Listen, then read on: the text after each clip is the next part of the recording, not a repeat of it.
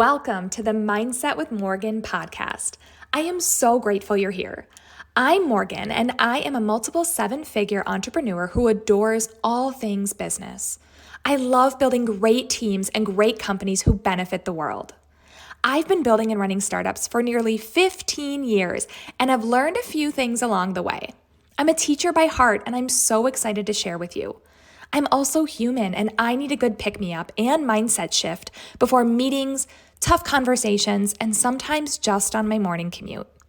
My hope is that you can use this podcast as a quick mindset reset before you start your day or whenever you need a mindset shift. I also love a good funny story with a helpful lesson involved, and that is what you'll get here. Now let's learn, grow, and have a few laughs.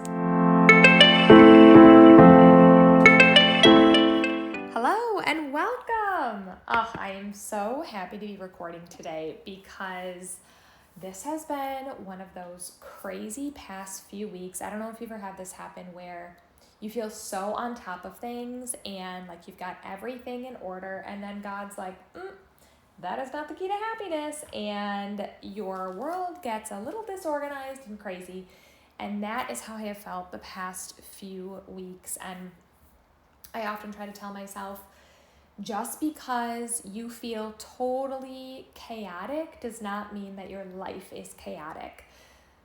A lot of times I think that God will put us in check when we start to rely on certain things, like feeling like we've got it all together and that it's us, and it's not. It's not things that we do. It's what he puts in front of us, and we've just got to go with it.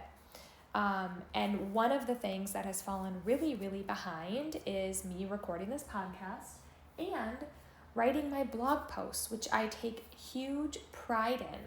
I'm one of those people who loves to write everything from scratch myself.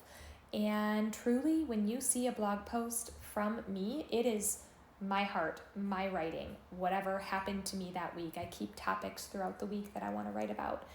And I just got 3 done, and now I get to record, and I'm so happy because I love the value that I am truly grateful and that I have the opportunity to provide, and I truly feel that way. It's an opportunity. So today, what I'm going to be talking about is something that I wish I had found more books and resources on when I went through this, and that is going from a doer to a leader. So what do I mean by this? Think of yourself as somebody on an assembly line, just as an easy example, right? And on this assembly line, maybe you take a little tool and you push the little eyeballs out of a duck-shaped image. I'm telling you this because this was a job of mine in the past. I literally once had a job where I went in for a few hours a day and used a little needle it was a die cut shop, and they cut out a shape that looked like a duck, but it was actually for a vacuum cleaner. And the eyeballs never came out quite right, so I had to take a little tool and knock the little circle eyeballs out so that this shape would have the little empty circles in it.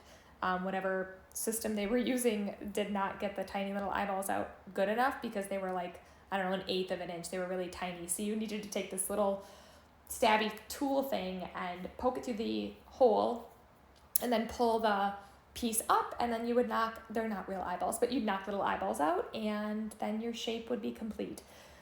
This was one of my first jobs, and I really enjoyed it. I made little goals for myself throughout the day, and at the end of the day, I felt like I had accomplished something when I was done. I maybe got 100 done or 1,000 done or whatever it may be. I had a tactical job. Well, over time, I moved up in this role and then was in leadership. And I want to talk about the concept of going from a doer to a leader and truly how challenging that can be. And the reason it's challenging, I think, is because your whole job and your whole view of success changes, and it becomes more what you can accomplish through other people versus what you can accomplish yourself. And as somebody who is an achiever person, who likes to achieve, who likes to do well, that can be really, really challenging to all of a sudden now not have the credit anymore, but to be the person motivating somebody else to do a certain task. So let's talk about it. And I want to give you some tactical advice. I have a few different pieces of advice that helped me get through this and really become the leader I am today. Because really, it is challenging going from a doer to a leader. And in the beginning, I felt really bored. I felt useless. I didn't understand the importance of a leader. I'd sit and look at myself and go, why am I even here? I'm not even getting stuff done. And it took me, no joke, probably 2 years to figure out the impact that a leader has on a team. I truly couldn't wrap my mind around the fact that a basketball team does well because of the coach, or that, a company succeeds because of somebody up at the top. I sat and thought, well, what's that guy doing or what that person doing?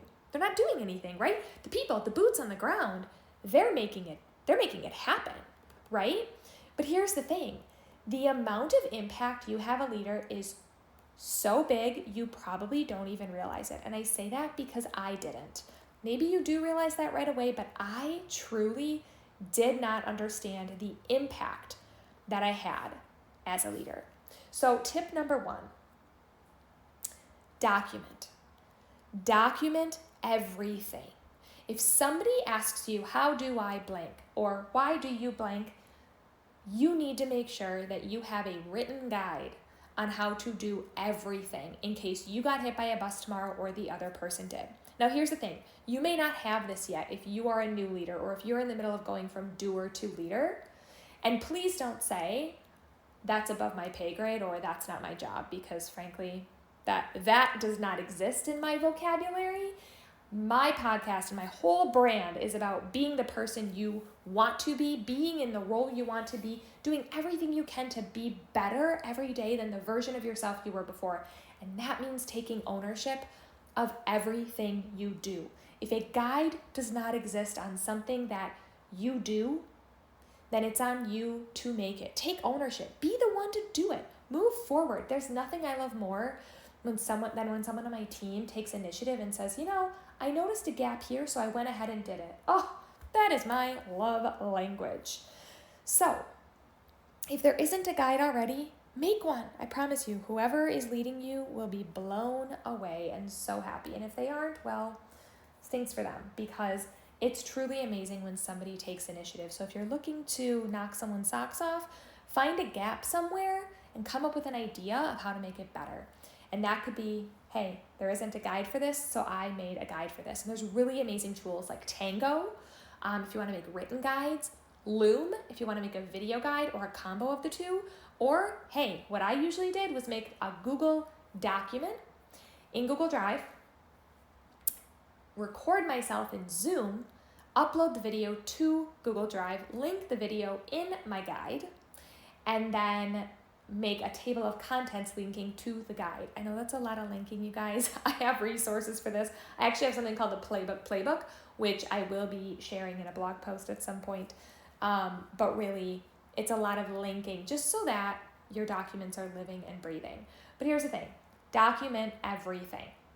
Document everything and make sure that you have enough candor to explain things. That's why I really, really like video, because I feel like you get your point across a lot better and you can explain little nuances in a video that you maybe can't in a written guide. But a written guide's also really nice to refer back to, so I try to do a combination of both. So here's the thing. If you are a new leader and these don't exist yet, hey, now you got a whole to-do list of things to do, and you automatically, especially if you're an achiever, have a good list of stuff to start working on now. My second piece of advice, be flexible. Just because you did something a certain way doesn't mean the person you're leading has to do it a certain way, unless that way is required for whatever reason, safety or compliance purposes, things like that. It's important to identify what success looks like to you before giving somebody a task. Even better, put that on the guide. Here's what success looks like by accomplishing blank. When you walk the dog, what does success look like? Well, to me, a successful dog walk means your dog comes home and is tired and went poop and potty. Okay? That's what success looks like to me, right? Success to me does not look like you have to walk down Main Street, then go left on this street, then go straight on this street and come back this way, right? I don't care what the dog walk actually looks like, but if my dog comes back tired and went potty, we're good, right? So be flexible in how things happen, and it actually helps you a lot too as the leader to identify what success looks like, because then you know what to have a hang up on and what not to have a hang up on. Sometimes people find better ways of doing things with fresh eyes. Magic really happens when you give someone the overlay of how it should look and then they do it their way, okay? Give them enough support, but give them the creative ability to do things how they want to and identify to them what success looks like as well, so that way they know what the end result needs to be, but they can choose how to get there. My third piece of advice, it is okay to feel bored. This is something I taught my new general managers of my restaurants back in the day right away.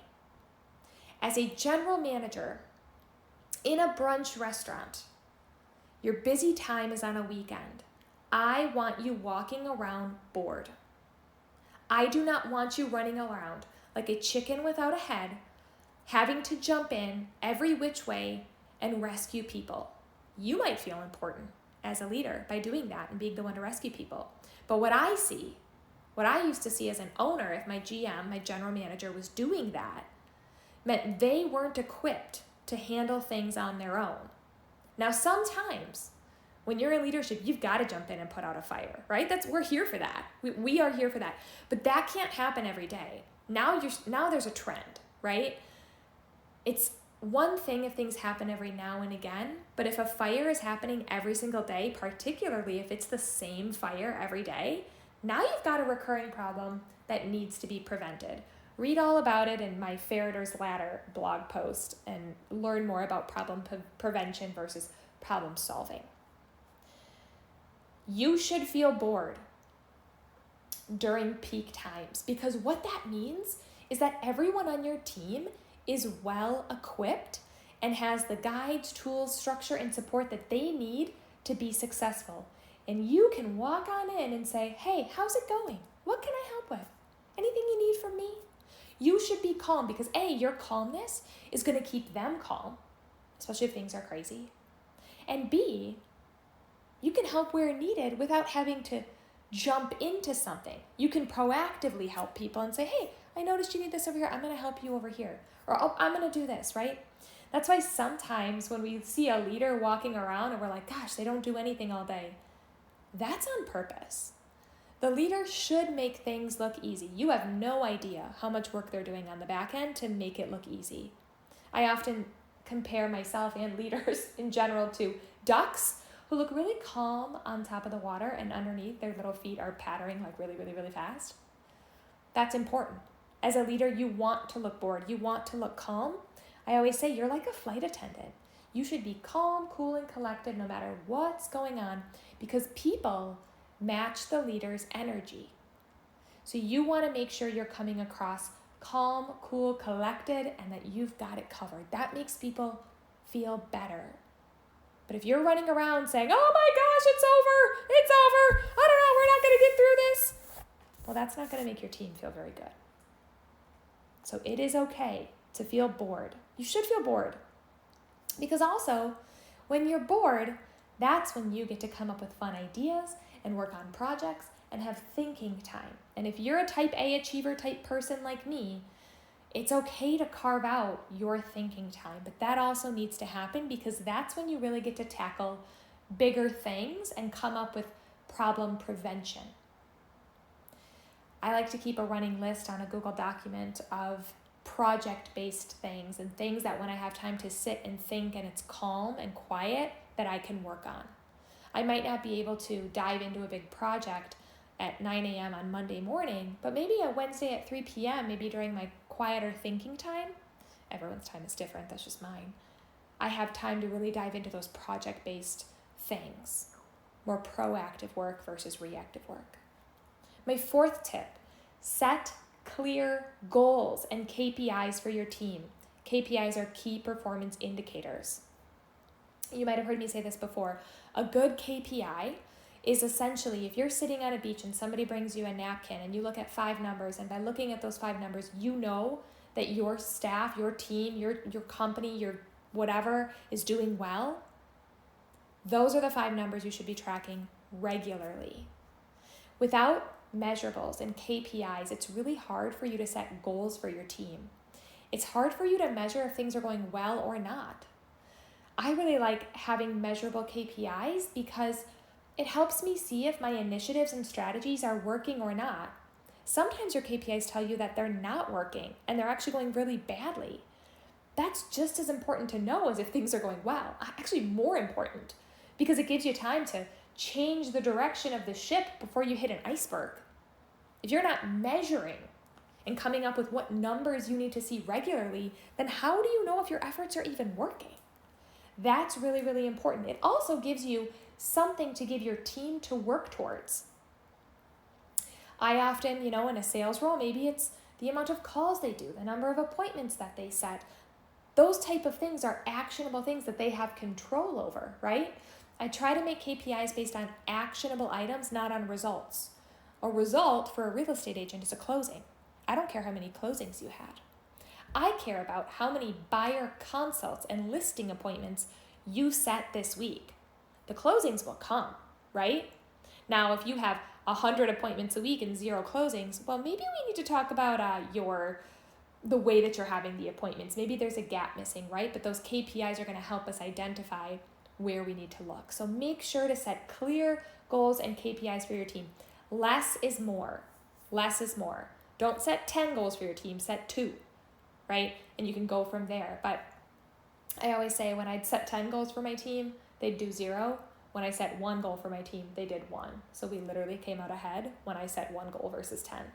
So make sure you are measuring. It also gives you something to track and look at and think and plan around.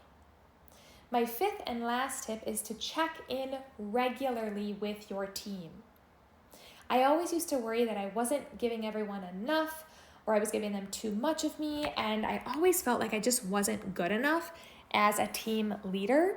So what really, really helped me was having recurring calendar invites on my calendar and their calendar, weekly or monthly or bi-weekly, depending on how close you and the team member work together. If you're really, really close, you probably want to meet weekly, maybe bi-weekly.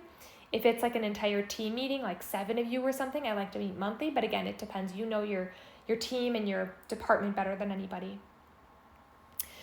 But this allowed us to save stuff for the meeting and to have a safe container where we knew was coming up, and we could keep notes throughout the week or month or the 2 weeks because we knew we'd have a chance to talk. That was really, really, really helpful. Now, don't say, oh, we see each other all the time in the office. No, that does not count. If you are in any sort of leadership position and you directly manage anybody, this is a hill I will die on. You need to be having at minimum 30-day meetings with your person one-on-one. This is where you find out that your team member is struggling, that things are really challenging for them at home. This is where you find out that maybe your team member is sick. Maybe you find out that your team member really needs to get this next promotion, and here's why. Maybe you find out that your team member is considering moving. This is where you find out the real stuff.